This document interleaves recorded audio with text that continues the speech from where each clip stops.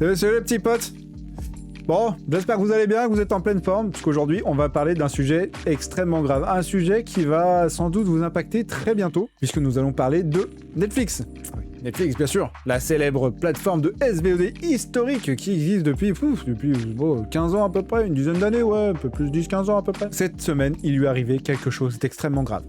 Comme tous les trimestres, c'est un petit peu le déballage des résultats trimestriels pour tous les actionnaires en bourse, puisque l'entreprise est cotée en bourse, et ces résultats impactent très fortement les investissements de ses actionnaires à l'intérieur de l'entreprise.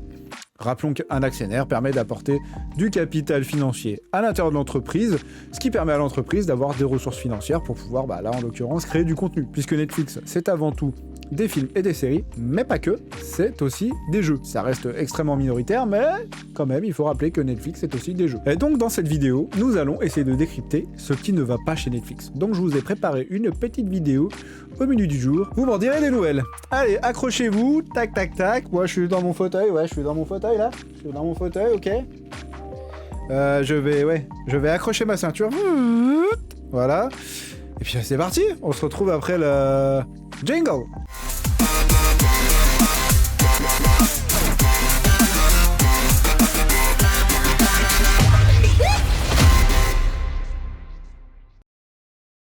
Bon, dans un premier temps, on va quand même regarder les chiffres de la bourse. On va voir ce que ça donne. Alors, puisque la bourse est un indicateur financier qui permet de connaître l'état financier d'une entreprise. Voilà.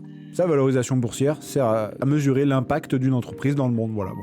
C'est pour toutes les entreprises pareil. Presque n'importe qui peut rentrer en bourse. Il faut quand même avoir assez d'impact pour pouvoir rentrer en bourse. Hein. Il faut quand même attirer l'attention. Hein.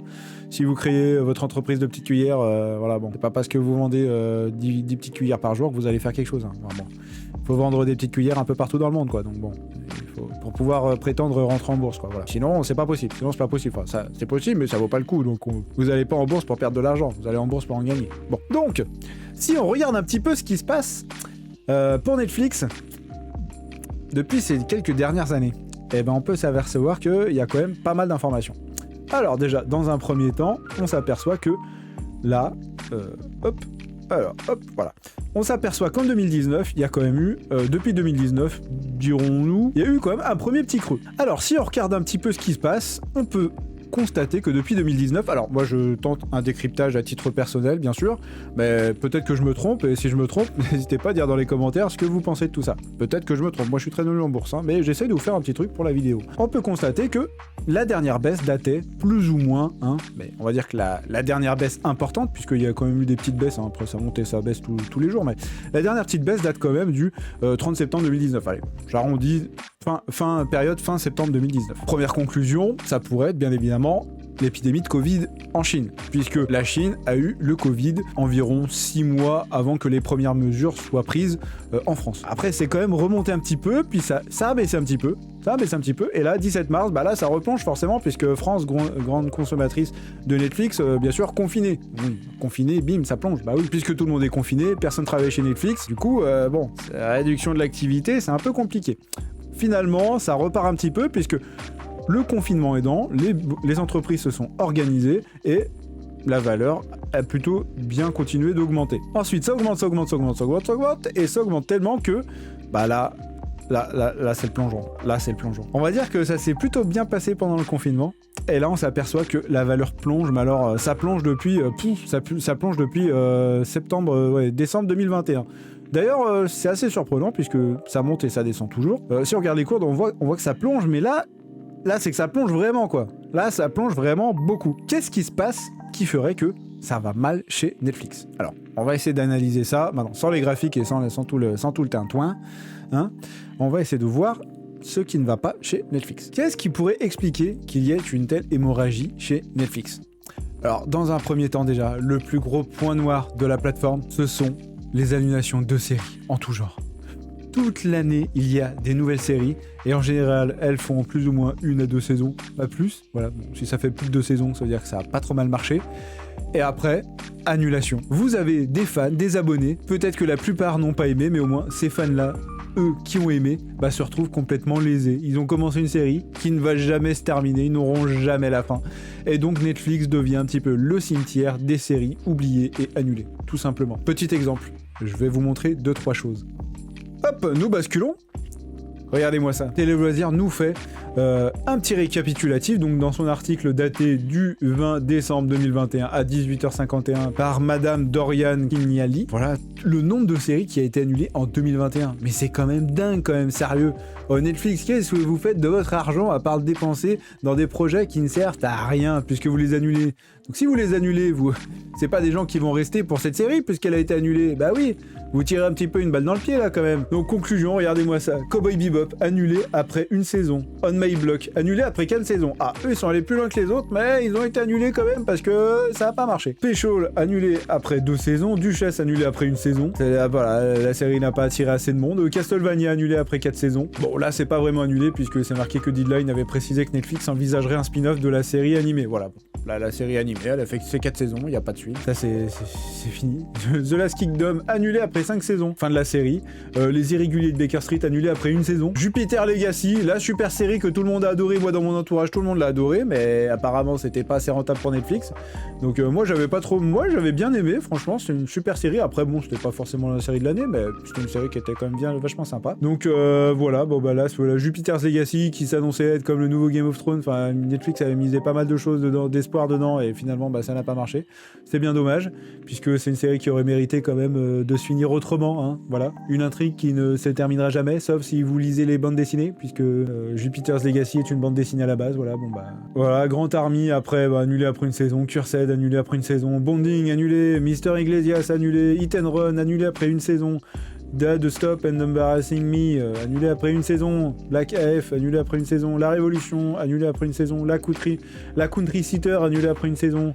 Ouais. Bon, La Casa des Papel et Family Business, eux c'est pas pareil, c'est annoncé que c'était la fin depuis un petit moment, donc bon, ils s'arrêtent là. Ça, c'est ce que Netflix devrait faire, c'est-à-dire que quand une série ne marche pas, plutôt que d'arrêter et de s'en foutre totalement de toute la fanbase et de toutes les communautés qui sont formées derrière toutes ces séries annulées, bah Netflix devrait plutôt dire, on va peut-être vous faire un dernier petit truc, histoire de tout conclure, histoire de quand même contenter un petit peu tout le monde, quoi, parce que là, vous nous dites, Netflix, ah bah tiens, on va faire une série Cowboy Bebop, ok, bon, c'est en tendance pendant quelques semaines sur votre plateforme, ok, donc tout le monde regarde cette série, qu'on aime ou qu'on n'aime pas, ça se trouve, il y a peut-être des gens qui ont vraiment aimé.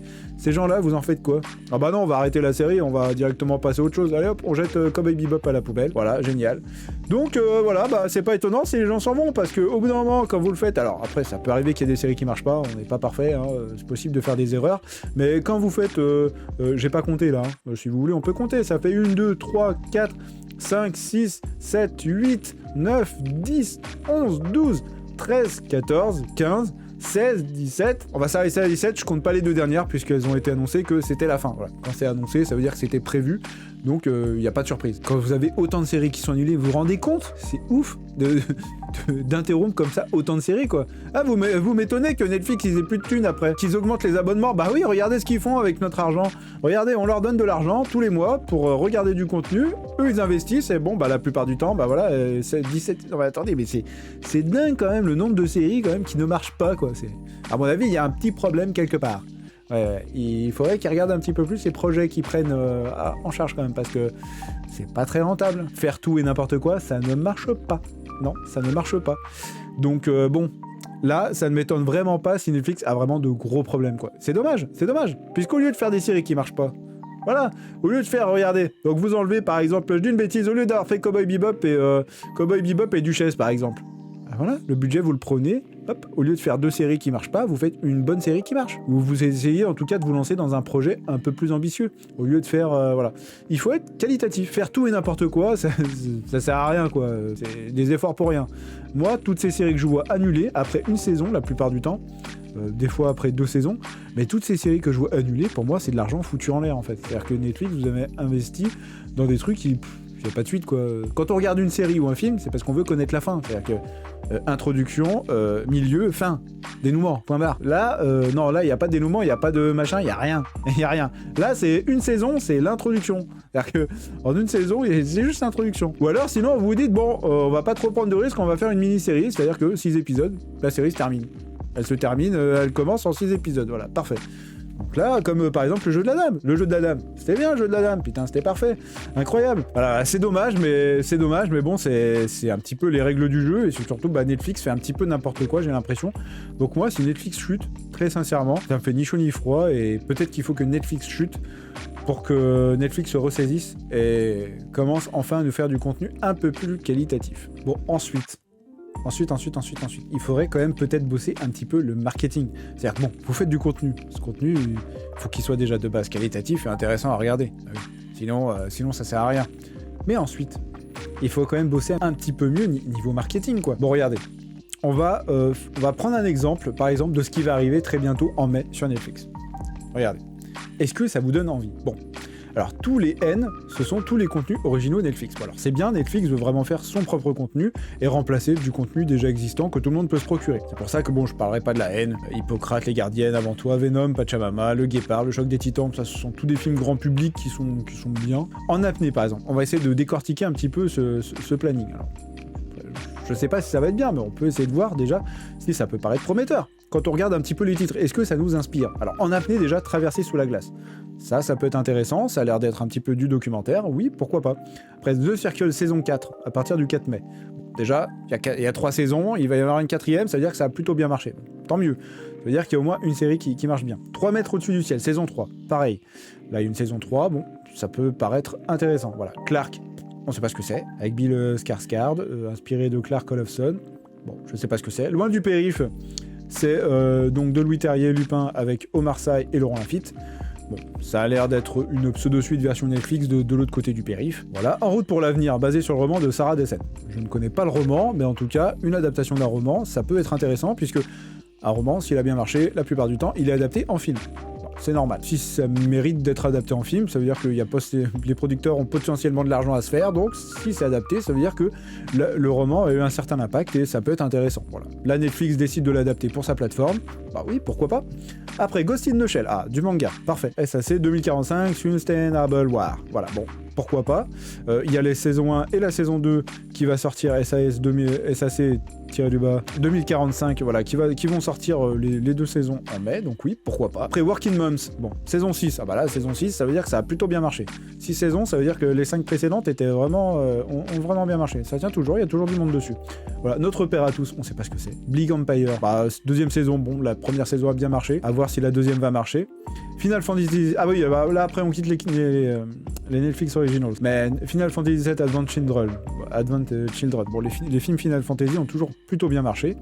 J'ai vu juste Final Fantasy, le film qui était sorti dans les années 2000, qui était super bien. Même encore aujourd'hui, c'est un film qui reste vraiment très intéressant. Ensuite, nous avons Détective Conan saison 2. Bon, de toute façon, Détective Conan, ils ont déjà fait, je sais pas, il y a déjà plus de 1000 épisodes, alors Netflix va s'amuser à mettre les 56 saisons. Bon, à voir ce que ça va donner.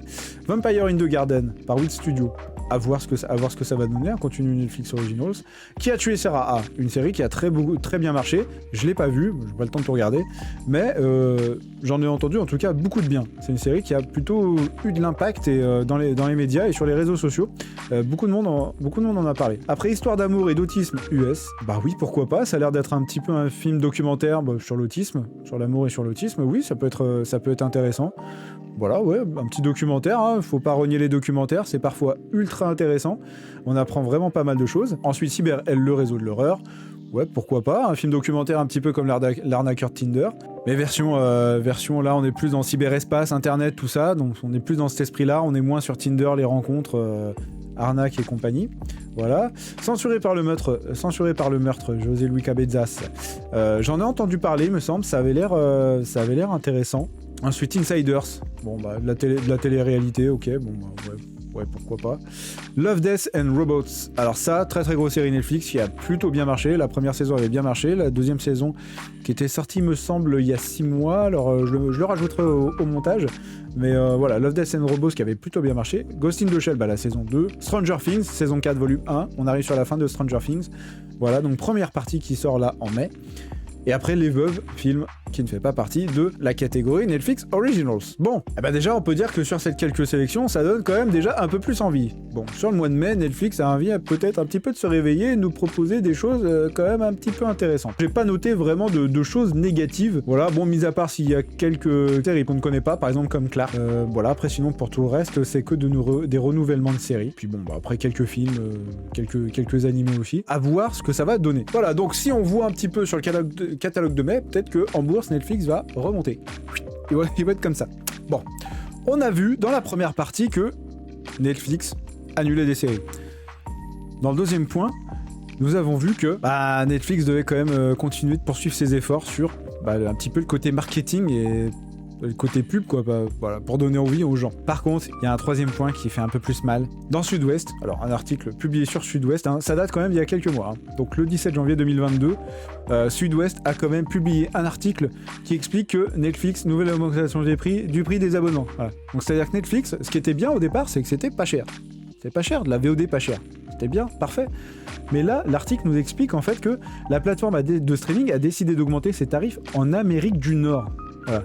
Donc faut pas se leurrer, hein. Si elle le fait en Amérique du Nord, elle va le faire en Amérique du Sud, après ça va être l'Occident, puis après ça va être l'Asie, donc de partout où elle est implantée d'ailleurs. Mais ça veut dire que la plateforme réfléchit actuellement à augmenter ses tarifs par chez nous. Donc à voir ce que ça va donner. Alors voyons voir déjà comment ça se passe aux États-Unis. Alors en effet, l'abonnement avec la résolution 4K voit son prix augmenter de $2 aux États-Unis, passant de $17,99 à $19,99, soit donc $20 quoi. Ce tarif ne concerne toutefois que les nouveaux abonnés, mais l'abonnement de base avec un affichage limité à 480p, donc pour la résolution de l'image à l'écran, fixé à $8,99 par mois, il augmentait donc de $1 à $9,99. Et concerne tous les clients de la plateforme. Concernant l'offre standard, elle est passée de $13,99 à $15,49 pour les abonnés. Alors après, quid des répercussions en France, quid un petit peu de ce qui va nous arriver en France, puisque c'est quand même assez grave, quoi. C'est quand même assez grave, et moi je trouve que ce n'est peut-être pas forcément la bonne solution. On a vu juste à l'instant que Netflix avait quand même du mal à créer des séries qu'elle puisse renouveler. Donc je pense que déjà, le premier effort à faire, ça serait pas de prendre plus d'argent aux gens, en fait. Ça serait tout simplement de retravailler un petit peu ces séries et surtout de nous faire des bonnes séries, beaucoup plus qualitatives, quoi. Enfin, au lieu de nous faire des quantités de séries qui ne servent à rien, puisqu'elles ne sont pas renouvelées, et ça fait fuir les gens, puisque les gens ils sont intéressés par quelques séries.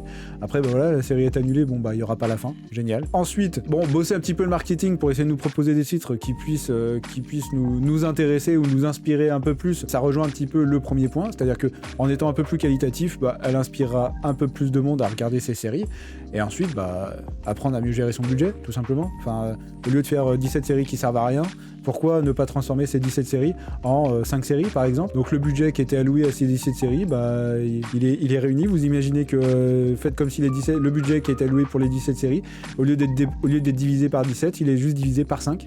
Voilà, 5, ça se compte sur les doigts de la main. D'une bêtise, mais c'est juste un exemple pour vous donner, voilà. Ça ferait que cette série aurait 3 fois plus de budget que ces 5 séries, auraient 3 fois plus de budget que les 17 autres. Voilà, tout simplement.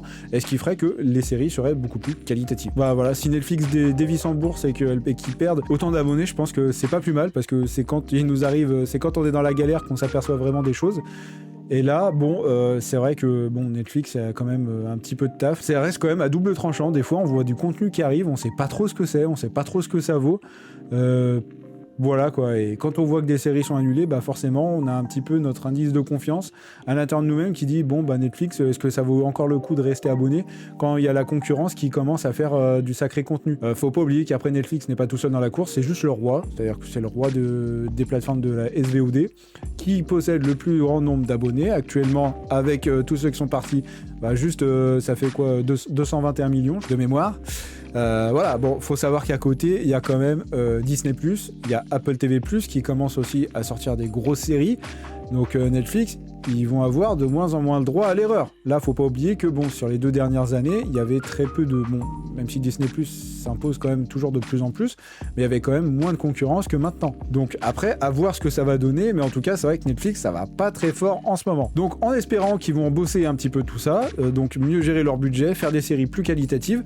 N'oublions pas qu'une série qualitative, c'est une série qui va rester très longtemps dans le catalogue et qui va être vue un maximum de fois. Une série qui est annulée, c'est une série qui tombe dans les oubliettes, puisque forcément, quand la série ne marche pas et qu'elle est annulée, Netflix va pas la mettre en avant, hein. Ils vont la mettre les oubliettes des serveurs pour que un minimum de monde la regarde, quoi. Enfin, ça sert à rien de regarder une série qui va jamais être finie, quoi. C'est comme si vous alliez voir Interstellar, par exemple. Le film dure 3 heures, bah Netflix, au bout d'1 heure et demie de film, vous dit bon, non, ça a pas marché au bout d'1 heure et demie, on arrête. Puis vous connaissez pas la fin. Voilà, imaginez un Interstellar en 2 parties sur Netflix, bah c'est exactement ça. Netflix vous fait une série, hop, et vous montre un petit peu les sucreries. Regardez, une nouvelle série qui a l'air super bien. Et puis au final, bon bah ça a pas marché, on l'annule. Ouais, on l'annule. Donc voilà. Et ça, je parle de ça pour les séries. Je parle aussi de ça pour les films. Puisque cette semaine, pour ne pas dire hier, on a encore appris que Netflix allait annuler la suite de Bright avec Will Smith. Moi personnellement, j'ai pas trouvé ça si horrible que ce que les gens disaient. Le film était bien. Après, forcément, il y avait pas un budget de blockbuster, donc niveau effets spéciaux, c'est quand même un petit peu restreint, mais il y avait quand même une histoire de fond. Il y avait quand même quelque chose hyper intéressant. Le concept était vraiment génial. Moi, franchement, j'ai adoré le film juste pour le concept. Après, les effets spéciaux, tout ça, c'est des guirlandes de Noël, quoi. C'est pour ajouter un petit peu de plus. À la base, le film était bien, et voilà. Ça, c'est un des autres points noirs de Netflix, en fait. Netflix, quand un film se termine en cliffhanger et qu'il annonce clairement une suite et que cette suite est annulée, bah franchement, moi, je suis un petit peu frustré quand même. Enfin, là, j'ai quand même un petit peu de frustration, quoi. Donc voilà, c'est le désastre un petit peu Netflix, hein, mais je pense que Netflix a besoin de tomber par terre pour mieux se relever, comme dirait Alfred dans Batman. Voilà, donc dans The Dark Knight. En espérant que ça se passe mieux pour eux, pour la suite. Hein, voilà, il n'y a pas de raison que ça n'aille pas. Voilà. Bon, Netflix, vous avez compris, hein. Il va falloir vous réveiller un petit peu là parce que c'est pas ouf. C'est vraiment pas ouf du tout. Essayez de nous faire des petites séries un peu plus qualitatives. Gérez mieux votre budget. Évitez de dépenser votre budget dans des séries qui ne servent strictement à rien. Évaluez le potentiel de votre future série ou de votre futur film.